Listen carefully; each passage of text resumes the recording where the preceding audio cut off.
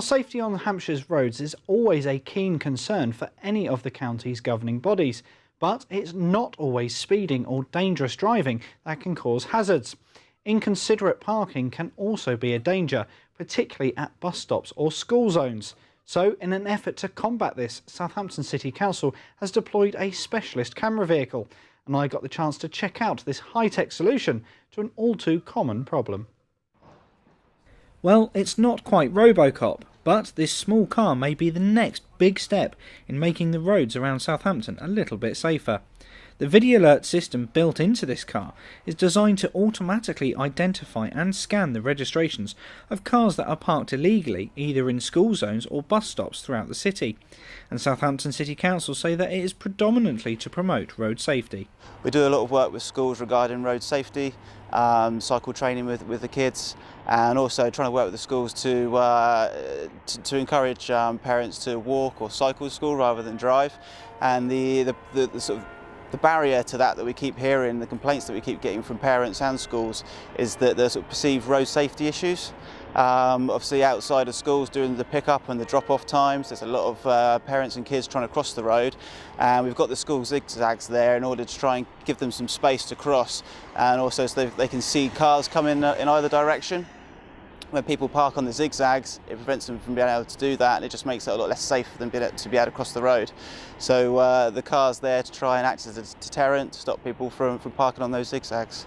So yeah, we're not trying to catch people out at all. We really just want to ensure that those zigzags are kept clear so that kids can cross safely. It may be a small vehicle, but the technology inside is smart enough to work without much involvement from the driver. Okay, so yeah, in regards to the vehicle, it's standard vehicle, but you've got the camera technology you can see on the top there. So before they set off their login, there's a computer screen in the driver's seat.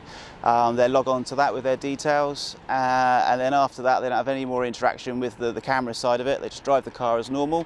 They have an idea of the sites that they're going out to that day, and as the car's approaching the site where they're being forcing, it just makes a bleeping noise to let them know the system's working. Any cars that are detected, again there's another bleep to let them know that something's been picked up and the system's working. And then when they've finished, that information is then passed over to the computers in our office, so they can then look at the footage and make sure that everything's okay before they start issuing tickets. The idea has been in development for a while now, and every effort was made to find a suitable vehicle and camera system for the job. So when we started the project, we did speak to suppliers about electric vehicles that we could use, but the system itself is using a lot of power, like the camera system. So we just advised at the time that we'd be better off sticking with the diesel car for now, and obviously in the future, if we look to renew the car, we'll go back to we'll see if we can get an electric vehicle initially. But so yeah, for now, it wouldn't serve the purpose that we need, unfortunately. So, do the council plan to have many more of these vehicles on our roads?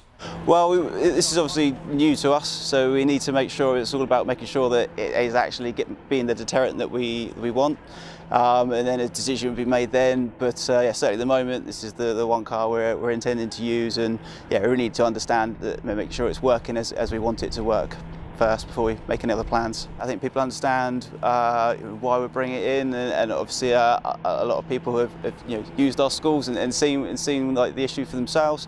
So yeah, it's been a very positive response so far, which is great. The car may be modest in size, but aspirations are high for the positive impact it will have in the city. This is Richard Stringer for That's Solent.